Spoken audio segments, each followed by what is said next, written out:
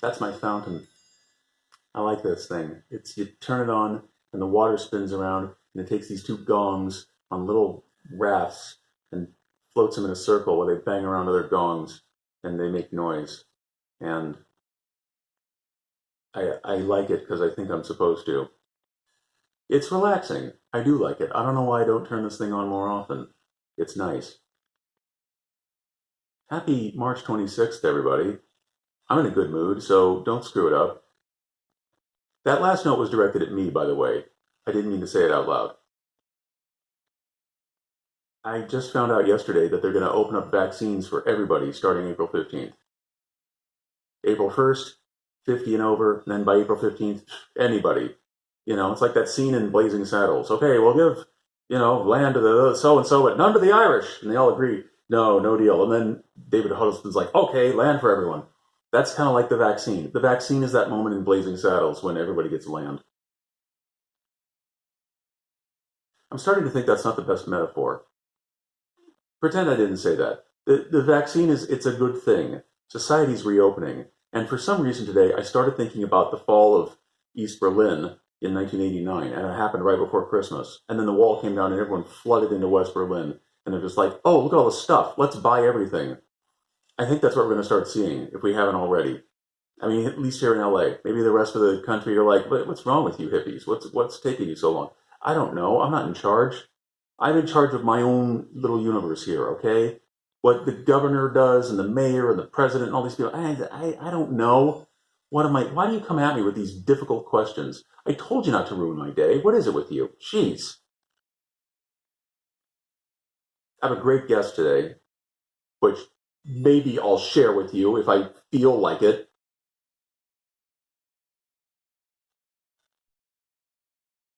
Okay, I feel like it. It's Eric Sharp. He's an old buddy of mine. I've known him a long time, and yet I don't know him that well. And I knew he'd be a great guest because I thought, oh, terrific. We can talk about magic. We can talk about his journey because I know he's meandered around a lot. He's done a bunch of different things.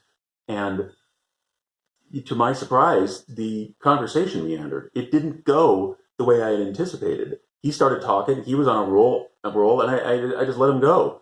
And then I kind of, did a little navigating. It's like, well, let's talk about this. Let's talk about this. And it wrapped up in a really nice 45-minute conversation about, life choices and gratitude and the cosmos and reasons. We talk about reasons.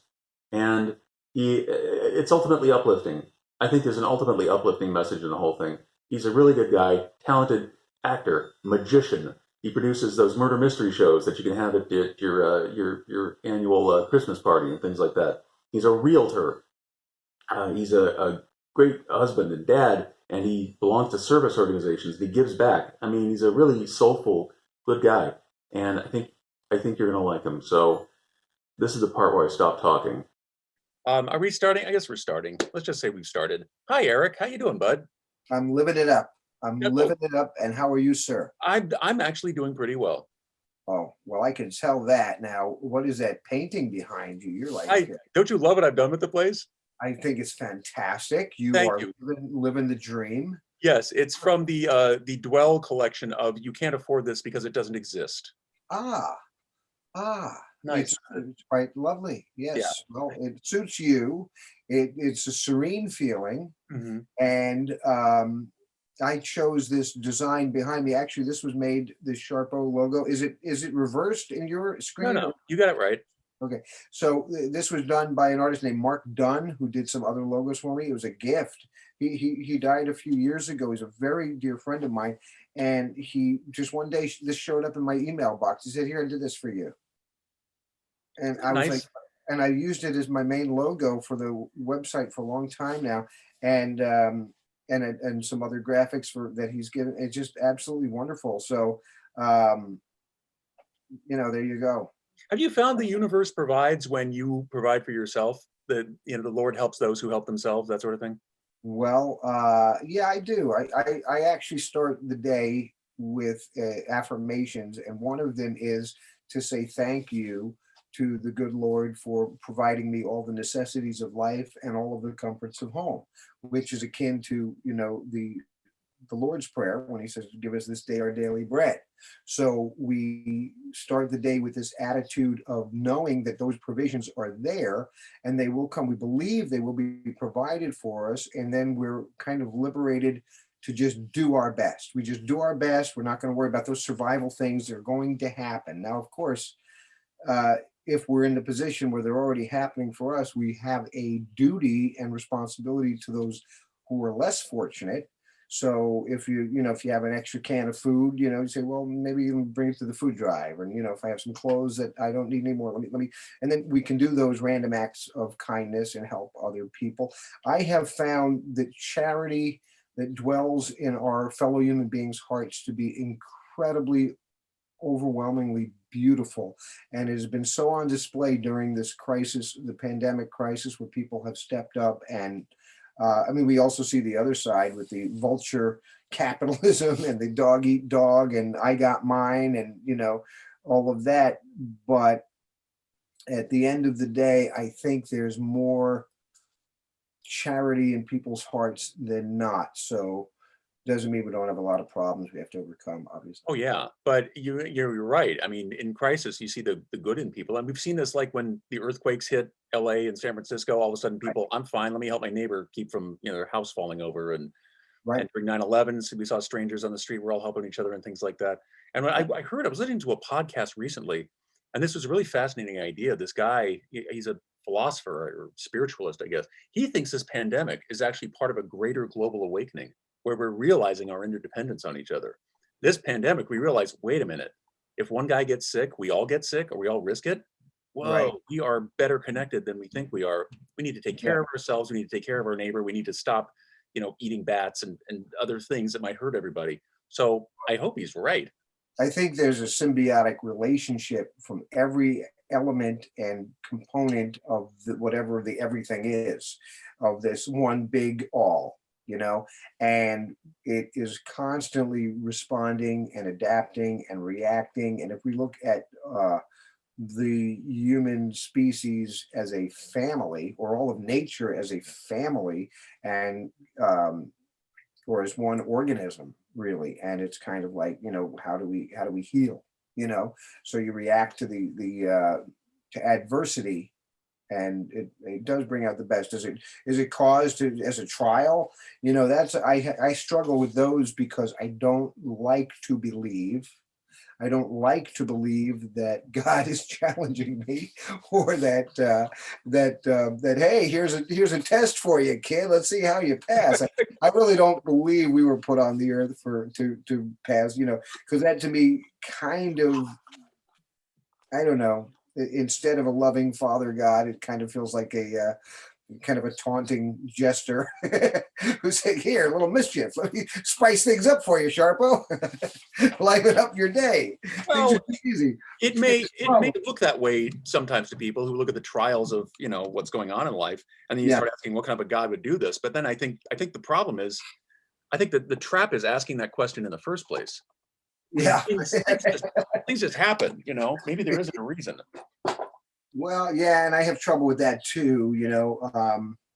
I've actually had this conversation with people, and I don't want to reduce it to a Facebook meme, but it's like the life isn't happening to you, it is happening for you. It is happening for you. We are given our five senses to experience this for a reason. It's happening for us.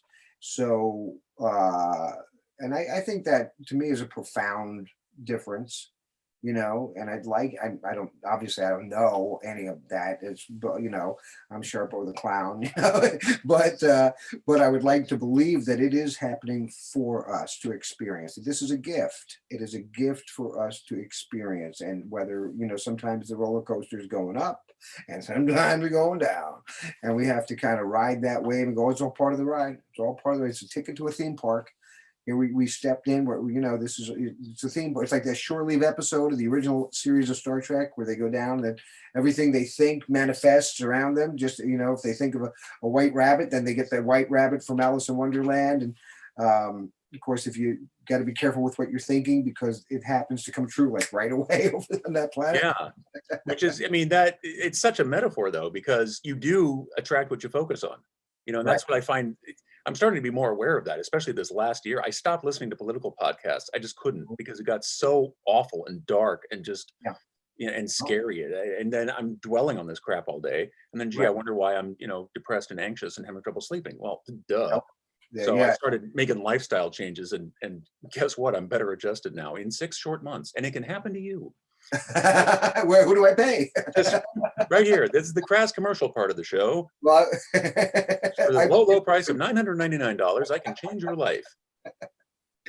but hey, we'll take it in installments. You don't have to pay all at once. Make it easy. 6 easy payments. So Eric, where did you start? You were born, weren't you born back east? I was born in Queens, New York, back in the day, and in the 1960s.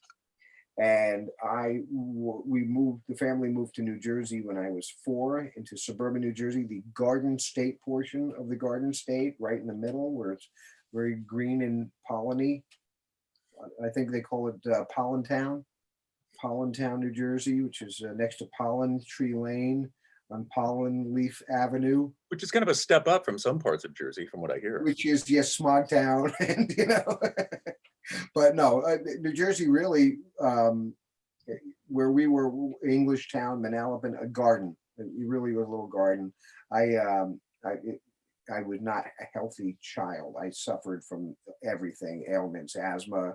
I was very nearsighted with very thick glasses. I still wear glasses to this day. Here are my glasses, but they were used to be much thicker. When I was small, I had to LASIK and it reset the clock. And but myopia and astigmatism, these are progressive illnesses. So even if you get the LASIK 20 years, then you're just resetting, and it will go back eventually to where it is, from what I understand. But I was, thick Coke bottle glasses, always a snot running down the nose, and asthma inhalers all the time, always going through that. I was the bullied kid. I was not really, I didn't fit in, I was the kid with the bad haircut and the worst clothes, that always like Mr. Not Fashion, If Yeah. you remember, like, we got the Brady Bunch fashions, like, after they were no longer fashionable. That was like when they were in style, when Greg Brady was wearing it, it was Mhm. cool. By the time Eric Sharp got it, it was not, it was laughable. So I know that feeling. It happens to me as an adult, actually. I know although the sideburns, you and I met, we were doing one time back in was it the 90s or early 2000s? It was in the 2000s. And we met for the first time. We both had these long sideburns. We had the same haircut. I was like, that's what I would look like if I was handsome. Bam, man. It's like, you look like Luke Perry and Jason Priestley had a baby together. Oh, wow. And you're stone cold sober when you're saying this too. I can't Yes, I believe it. am. That's right. Thank you. That's nice of you to say, and you're completely wrong. So how as a child, how do you cope with this awful existence of being, not fashionable and snot nose running and blind and all these other problems you have? um, Yeah, I don't know. I did not well, really. I was not a well-adjusted child at all. I turned to drugs and alcohol. I was a high school dropout at 17.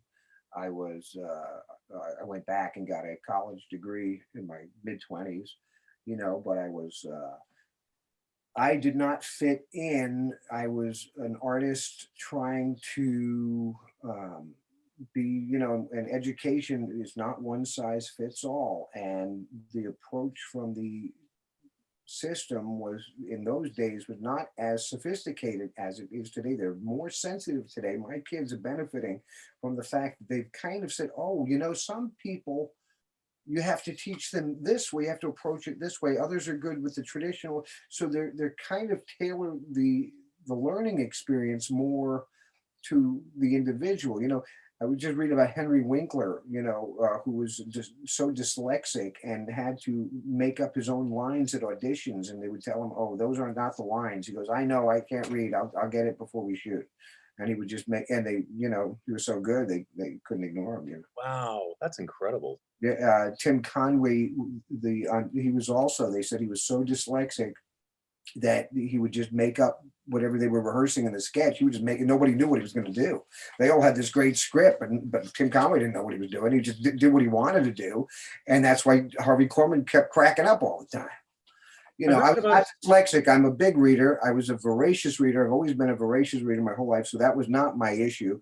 My issue was just reacting to a world, and I couldn't, I guess, don't know if it was ADHD or what. I was never diagnosed with anything, but I could not seem to focus on the details.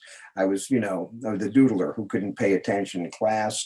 I did get into my first, I always wanted to be a performer. I knew that. And my first, you know, heroes were Adam West as Batman and Will Shatner as Captain Kirk. Happy birthday, my captain, 90th birthday. And then, so I wanted to be them as a kid. And George Reeves as Superman, you know, on the Adventures of Superman. And then when I get a little older, I wanted to be Abbott and Costello. that's ambitious. Yes, well, and to this day I slip into either one depending on who I'm talking to, you know. And then I wanted to be Mick Jagger, and then I wanted to be Arnold Schwarzenegger, and then I wanted. So I all I knew is I had these incredibly wonderful role models in all of these different places that were so inspiring. But I didn't know what I wanted to do. I wanted to be all of them. Then I got a little bit into comedy. I wanted to be Jerry Seinfeld, or I wanted to be Carlin. I wanted to be Rodney Dangerfield, or, you know, finding that niche, that thing that go, oh, here, this is what I want to do. This is what I'm good at. This is, and then taking off like a bullet. They always say, if you focus on one thing. Some people are very fortunate. They know from an early age, oh, I want to do this. And they never, ever, their whole life is they have that, they want to do this so much. And that's all they know, they're put on the earth to do this thing. Napoleon Hill said in the Master Key of Riches that 98% of the population do not know what they want. How can you expect to achieve anything if you don't know? If you don't know where the road goes, you know, you're likely to meander around. So I meandered around most of my life. And as a result, I've been given a beautiful alternative life. I got to play in a band as a teenager. We wound up playing at CBGB's in New York City several times. I was part of a band called Bandado and the Any Surface Band, also known as Batasva. And we played on ironing boards because we couldn't afford keyboard stands, so they called it the Any Surface Band. Very clever. The band leader, Tim Granda, came up with that. And then after that, I went to a college, and I walked out of a history of the occult class. It was kind of a weird metaphysical course. And I stepped outside for the break. And when I walked back in, I walked into the wrong room.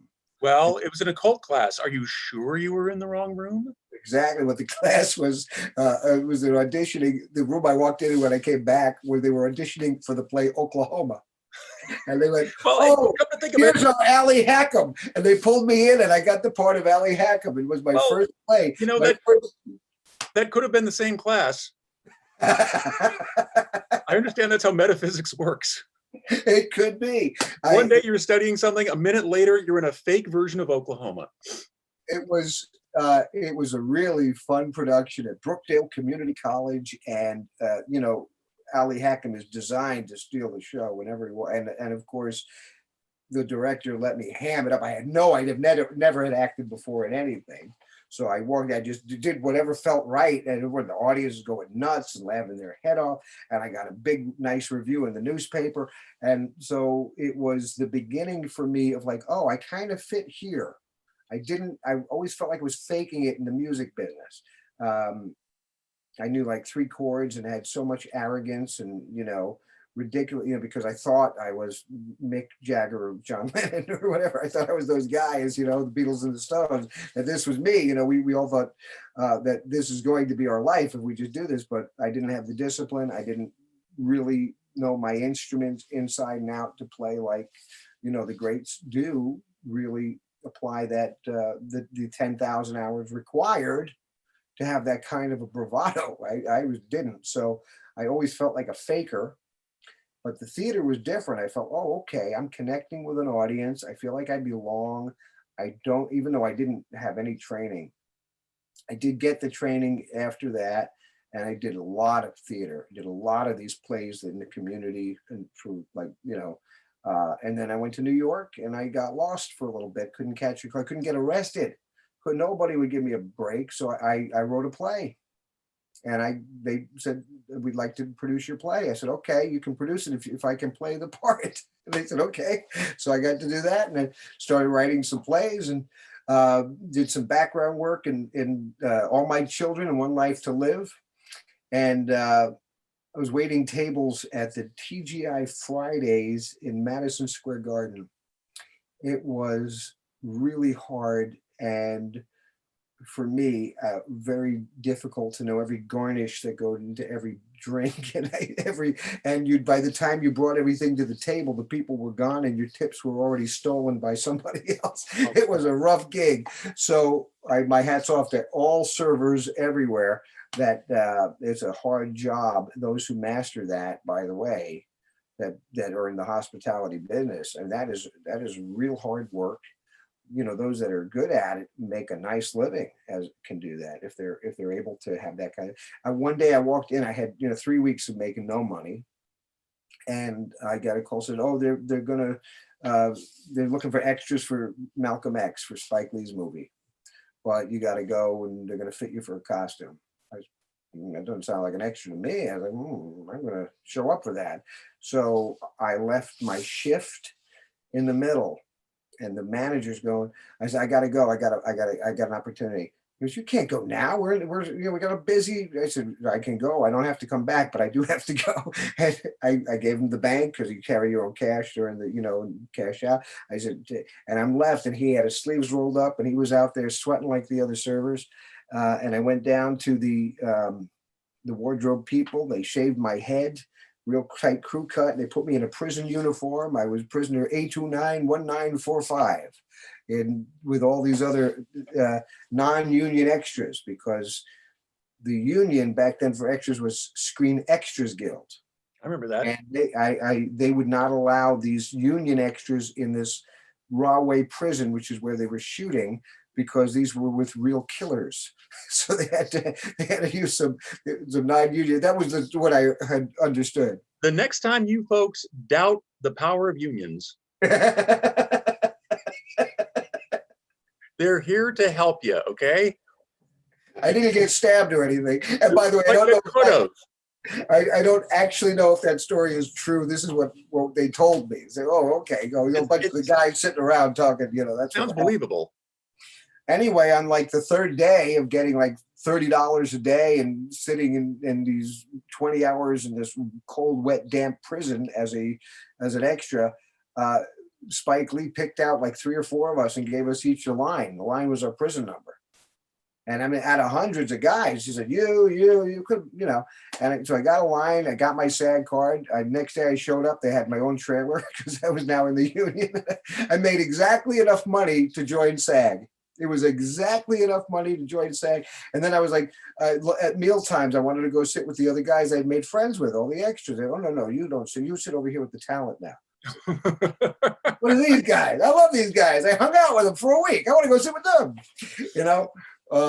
So that was the beginning of my attempt to break into Hollywood. But what's interesting about this story is it's a few examples of the universe providing.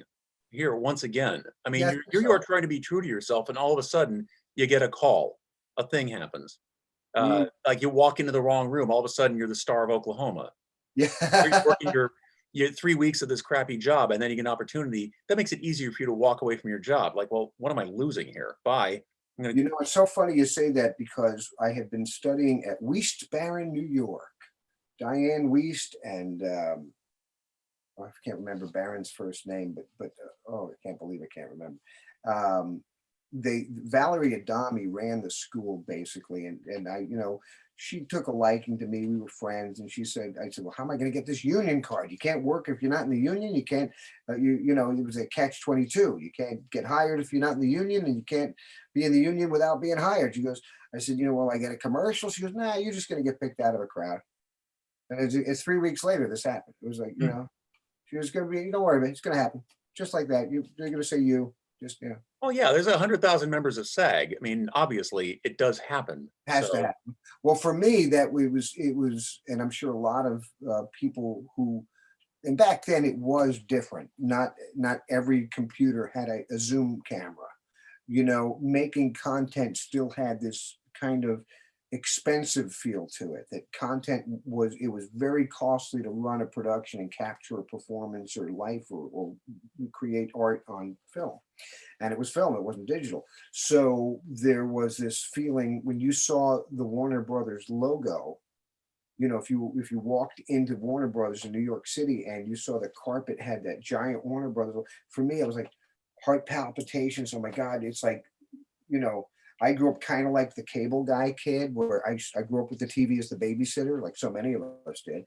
And so to me, it was like, oh my God, I'm kind of breaking through the other side of the screen that I've been looking at. All very bigger to me. It was like, it couldn't, you couldn't, it was inconceivable that that could happen. And it was happening. So, and it was this tiny one line thing, you know, but to me, it was so significant. now, You know, when did you take up magic?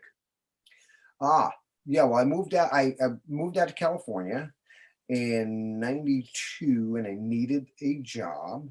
And I had done some kids' party work in New Jersey where they needed, you know, someone to walk around with the kids and do this entertainment. So I went to this company. It had an ad, and I said, okay, I'll do this. And they one of the things, they showed you a little orientation video with a few kids' magic tricks, so you could say your party included magic.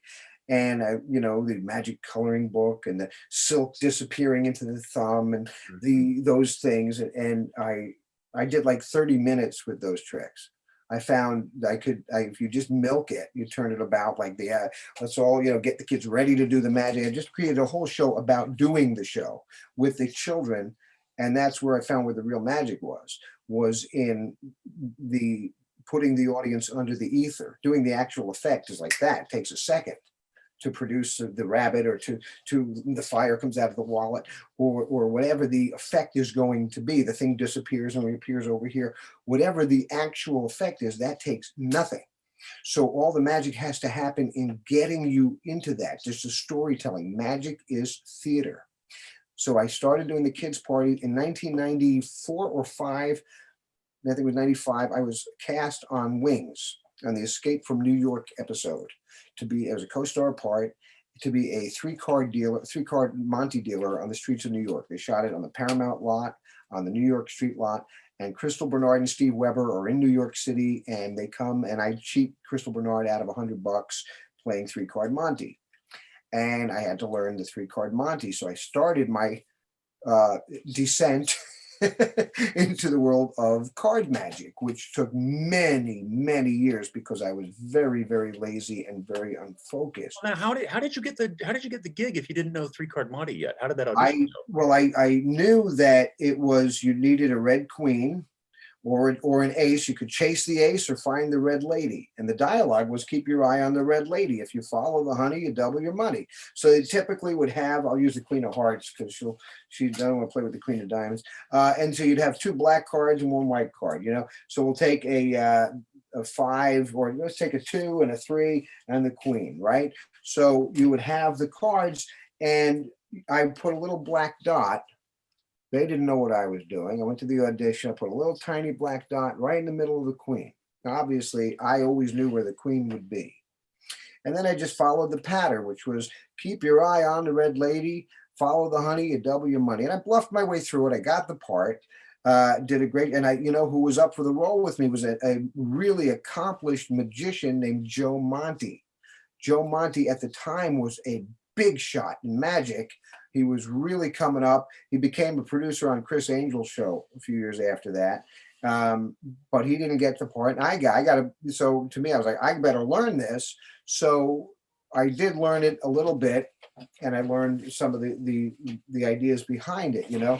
And one of the cool things, and I'll just demonstrate the street version, because this is how, I don't know if, can you see that okay? Yes, I can. All right, so you have 3 cards, you got the queen and the other 2, right? And you just throw them down just like that. So you'd say, well, then of course they would mix them all around there, but you know where the queen is, don't you? Where is it? In the middle. Yeah, most people would say, but it isn't. Okay. You see, because I put the queen over here. Right.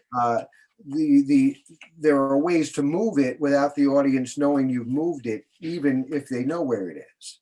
You know, which I don't want to reveal that. But and then I started doing these at parties over the years where I continued to hone it, and I would do it in the hands and say, keep your eye on the red lady. If you follow the honey, you double your money. Okay, so there it is again. I take it there. Oh, there's not there. Well, anyway, I get the little distracted. But I learned it, started doing it. I started adding little tricks one by one. And then in my murder mystery dinner show, which I was producing, now we're jumping up to about 2004. I wanted to work the crowd before I came out as the detective. I wanted to know my audience. So I walked table to table doing the 3 or 4 really, really cool card tricks that I had been learning. And I figured, well, you only need to know 4 or 5 of these because you're going to play this table and then do it over here and do it over there. So you can really work those few tricks. So in a way, it really helped me develop the shtick, the theater, magic is theater, and really hone it. So by the time 2010 rolled around, I was ready to really add, and I added so many tricks. I can do an hour and a half with a deck of cards. Nobody wants to see it, but I can do it. And then I saw this magician at an event who did this cut with one hand, cut the cards together, put them together, and mixed them up. And I said, nobody could do that. What is that? And I read about it, and by now you could YouTube stuff, and I looked it up, and I couldn't do it the way they taught it because my hands just weren't big enough.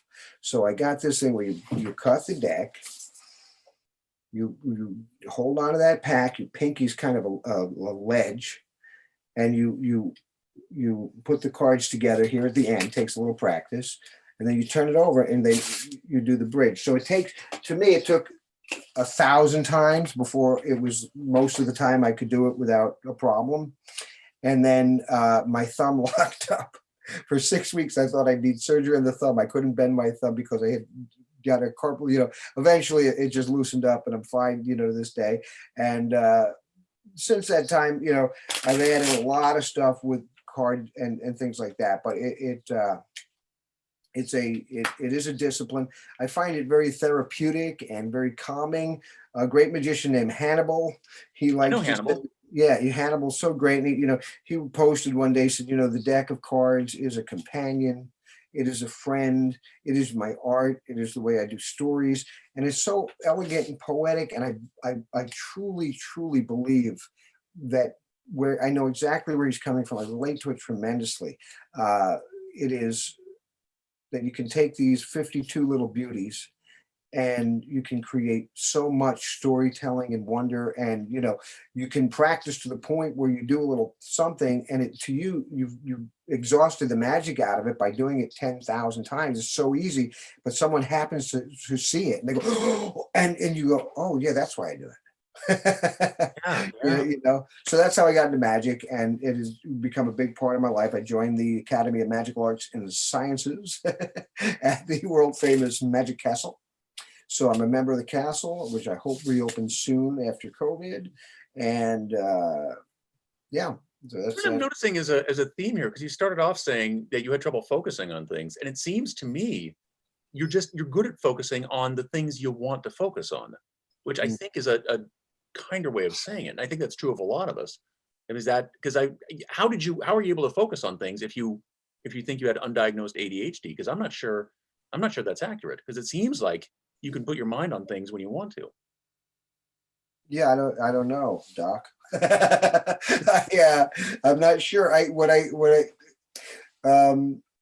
think that I always had, when it came to magic and like with music, I always felt like I was a fraud. Like I could never, and I wrote some songs. I joined ASCAP. I've sold songs to Hollywood. I get royalties, I got, but I never really felt good enough for that arena. And as an actor, I always, I always thought more of my abilities than I really have. And I've gotten some great breaks, never big, not yet, quote unquote, the big one that would maybe break me through into the public consciousness. And I do love acting. I'm at a point now where I think I'm comfortable finally. I don't get nervous anymore for an audition because I feel like I do belong. I think the nerves and the fear always come from like someone's going to find out I'm just faking this. I don't know what I'm doing. I think But that's all of us. yeah, the fear of the imposter syndrome. Oh yeah. I've But heard with that among magic, people who are far more famous than us. yeah, no, I it's hear true. that's an actual thing, and that they all have one thing in common. They just act through the fear. They just, whatever it is, just plow ahead and do it. So what we see is something remarkable. What we don't see are Yeah, all the labor pains and meltdowns and things going on behind it. But that's there. They're not as cool as they look, except maybe George Clooney. I think that guy probably just coasts right on wow, through everything he does. absolutely. But I think This everybody else is kind of varying degrees of anxious and insecure about it. Well, the key you said was to work through the fear. For me, did not believe in myself enough to compete quite often. So I didn't like to have to prove that you know what I mean? To Yeah. me, Oh, totally. not Totally. wanting to, I said, well, if I don't compete, then I can live with this illusion to myself that I am more this big shot or whatever. Because the Hollywood will, you have to create that image, or whatever. So, but God forbid you have to prove it. And with magic, it took 20 years of feeling like I'm not a magician. They're going to find out I'm just not this at all. And then, now going, oh, someone will show me, and you still get that until you do that first trick for them, and then it's like, hey, I got away with it because that's what magic is. You get away with fooling Comedy, someone. comedy's the same way. Comedy's the same way. You trot out a joke that you've been doing for years and they laugh. You're like, ooh, I fooled them again. I fooled them again. No, see, here's the difference. Magic is a sweet deception. Comedy is the ugly truth. I offer both. Actually, some of my comedy's an ugly deception. That's my argument. But it is interesting, though, that you talk about that you feel like you're a fraud for 20 years despite things working. I mean, how did you get across that bridge and finally say, okay, maybe I'm not a fraud? Well, I don't know if I have yet. I I think mean, when I'm in front of a civilian audience, when I'm in front of real people that I can make a connection with, when I act, it's when you're around the real human beings that are maybe not in the business. When I'm around the other members of the performing community, I feel judged and watched, and but in front of real people, I can just do it. I know that they don't know they don't know the formula, so I can just do what I do, and they're with me. Now everybody seems to be an expert on everything, but you also get to a point where you just don't care anymore. You Isn't like, that liberating? what's that? Isn't that liberating? Because that happened to me too. Yeah, and I don't think it's every day I think it's a vigilant thing. You got to kind of practice not caring. You have to practice. I'm not going to, I'm just going to do, if I judge my work before the audience judges the work, I'll never do anything, Right. you know? So, but I think fear held me back. Lack of choosing something held me back. Like I say, I'm very fortunate. I've got to write some plays that were produced. I got some songs that were produced and recorded. I got to be in some movies and some TV shows. I got to join the Magic Castle. I got to do some comedy at different venues. I've had a really beautiful ride as a human being. While other people may have been chained to a desk I'm 54 years old. Other people chained to a desk for 30 years. I've gotten to, like, I'm kind of like the Forrest Gump of, of the showbiz world or something. I got to do it all. And even if I never achieve, the dream of an artist, I think, is to reach a wider audience. It's my dream. Don't know if I ever will. But what's funny? I got a call the other day out of the blue, an email from a guy in Massachusetts. He's a scientist his name is Max, and he, in the movie Liar Liar, I play Sharpo, and it's Max's birthday. And this guy said, because his name is Max, I guess, that every year on his birthday for the last 20 years, people sang the happy song from Liar Liar, which I wrote and performed in the movie. And it kind of really touched me because my 8 seconds of that movie continued to touch people's lives around the world. And he asked if I would record the song, the personalized version for his friends' birthdays. So I did, and I sent off the tape, the recording to him through, email. And he wrote me back. He said they were overjoyed. This I was going kind of through a rough emotional moment. This was maybe the nicest thing that ever happened to me at that particular moment, was that I was remembered for this work, that I actually contributed something to the pop culture. It's hard. I think, as most artists never ever they can be really great and never get out of the garage. They Yeah. can always be a garage band artist, or be the bit player on a show, a character actor that gets the one line but works so hard and chews it up, and goes in and just nails it. And some of that is liberating, because you don't have to carry the show. You just have to say, I'm going to take my little wedge of this, and I'm going to do everything I can to squeeze as much life into this moment and serve this project. Heartbreaking. Hollywood's heartbreaking. The life of a performing artist is heartbreaking. My desire to get in the real estate game was to capitalize on the communication skills I've built over many years, and to see if I could put it to use with something that people must have, like a house. They must have a roof over their heads. So it is not easier, I'm finding, to sell a home or make it than it is to sell a magic show. It is no easier to sell something people need than something people want. And maybe people do need the magic as much as they need the roof over their head. I don't know.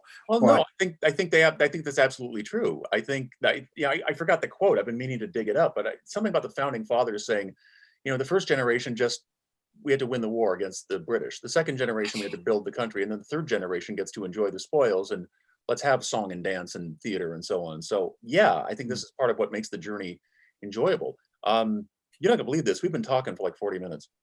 I do believe it.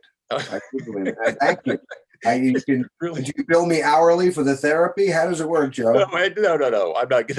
No. I don't send invoices. Nobody pays me. I'm just a little, I just try to keep these, 40, 45 minutes tops. So we're kind of heading for a wrap here. But do you look at all this and say, yeah, this all happened for a reason? Because yes, we do want other things. We do want more and bigger and loftier goals. But I think your attitude of gratitude has been kind of sees you through, Yeah. do you look at all this and say, yeah, this all happened for a reason? Or do you think, oh, I should have quit that Madison Square Garden job a little sooner. I should have gone back to college a little sooner. I should have done this sooner. I mean, do you have should haves? My should haves come down to errors in interacting with human beings. I burned a lot of bridges when I was not living clean and sober. I was a difficult person to interact with. I was, my faults got me, if you can imagine Larry David, but without the fortune to allow him to be so abrasive. I was, I was an abrasive person to everyone. I was prickly. The thing is now I live a simple life, really. I wake my kids up in the morning with a song, and I get them into Zoom school, and I make sure they have their eggs sandwiches, and she likes a scramble, so she gets a scramble, and then they lunch break. And I'm kind of really great with doing the dad thing and letting these other things kind of happen. Well, I can, but take that as it comes. So do my should haves come to, like, how could I have been a better human being? I think it took me 17 years of sobriety, and I have 17 years now, that I feel like I am a much better human being than I was before. And I have a long way to go. But I think that if we continually, and you got to forgive yourself, and I forgive myself, and I forgive other people, because most people, I think, if they really look at it, go, wow, I have not always behaved in a manner that would make, if somebody had recorded my whole life, then we go, when we go to our death and they play the tape back, Oh yeah. oh, Oh yeah. I mean, if iPhones had been around 30 years ago, you and I might have been canceled. I mean, yeah, me too. I had some dark moments also. yeah, I don't know, just actors and performers are very human, and we just emote, and sometimes that creates conflict. I think now I'm all about resolving conflicts, but back then I was like Ziggy Stardust. I took it all too far, but boy, could I play guitar. Well, you've had a hell of a ride, and this interview has been amazing because this did not go at all the way I thought it was going to. Thought it was going to be, where'd you from? How'd you start this? And I visited your IMDb page and tell me about the blah, blah. And we're just kind of rolling around. It's like two dudes hanging out. So, man, this is a terrific interview. Thank you Well, for hanging out with us. What's your website? Where can everybody find all things about you? Sharpo.com, Sharpo, Sharpo.com. Because you are a magician, you run the murder mystery shows for your corporate event, your holiday party, birthday party, whatever you like. But as soon as society reopens again, he'll be having those. You are a realtor, license number what, sir? 02114-789. And an actor and a songwriter and a playwright and a dad and a good person. And you belong to a service organization, isn't that correct? I am a Freemason. I am a Scottish Rite Mason. I am a Shriner. I am a member of Cinema Grotto. I am very involved with the California Masons in many areas. I just was elected last night as president of the Show Business Shrine Club. Here before you shut me down. And by the way, we're running a film festival this year, and we're accepting from, you don't have to be in a Shriner to submit. They're doing this for the community. Just like the Shriners do for the children's hospitals. They take care of the kids. So there's my, I gotta come down here because otherwise I've got a very tall, I have that problem without a hat. What's that? I have that problem without a hat. You would look good in a fez. If you put this on, you would double the height. Your head would be twice as big. I'm sitting 30 feet away from the computer right now. That's how big this Joe, do you know I'm your biggest fan, right? I did not know that. Come on, really? I love you as a human being, and I love you as a host and a comedian. Your wit is like so I appreciate that. I genuinely appreciate that. No, it's true. And I always say, boy, if anyone needs a late night shot, it's you. You should be, Fallon, okay. Kimmel, okay. Those guys, what's the other one? Colbert, okay. But come on, let's get Joe in there. Time for Joe. Late night cup of Joe, because you ain't going to bed anyway. There's the tagline. Because you ain't sleeping anyway. This is the part where I let you keep talking. This is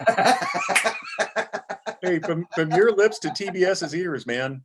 I'm telling you. Conan's leaving this year, and Conan O'Brien's leaving this year, so they're going to need somebody. That's I was not always the hugest Conan fan until I saw his relationship with Paul McCartney. That he did several interviews with Paul McCartney over the years, and the joy and the love, and it just flowed so easy between them. And I'm a big McCartney fan, so it helped me become a fan of Conan's. Well, he's off to other pastures starting this fall, I think. So, but in any event, if anybody, you're the president of the Show Business Shriners. Well, if any of them, Show Business Shrine Club, if anybody in the Show Business Shrine Club runs a network, hook a brother up, because if they need a talk show, I'm available. Maybe you'd consider doing some MC work during our festival. You got it. I'll bring it to the powers that be. We'll talk. You got it. Yeah. Get the approval. I don't want to just show up unannounced. Yeah. I gotta quit my job at Madison Square Garden first, but yes. Well, and by the way, I actually played a show in Madison Square Garden.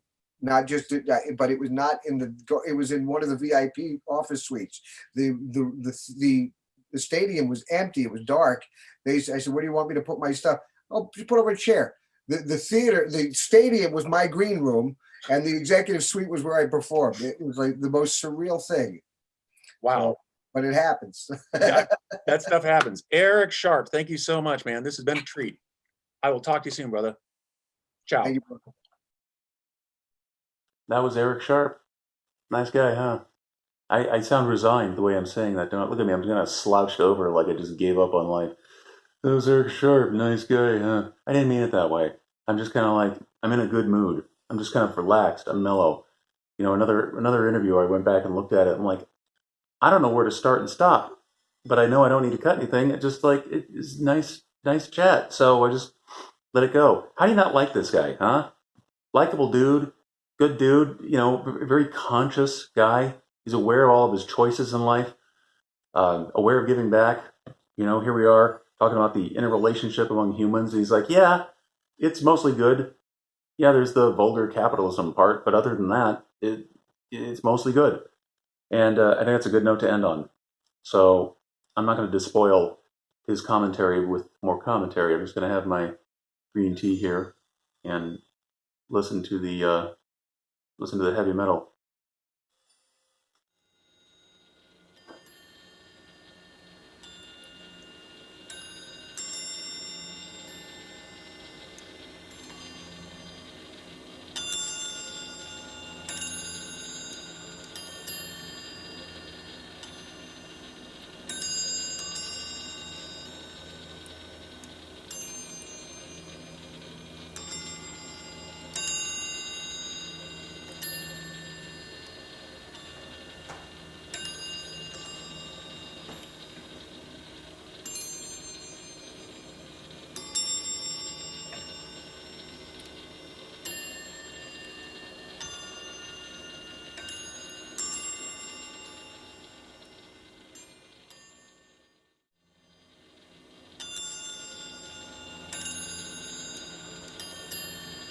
I'm going to make this my theme music.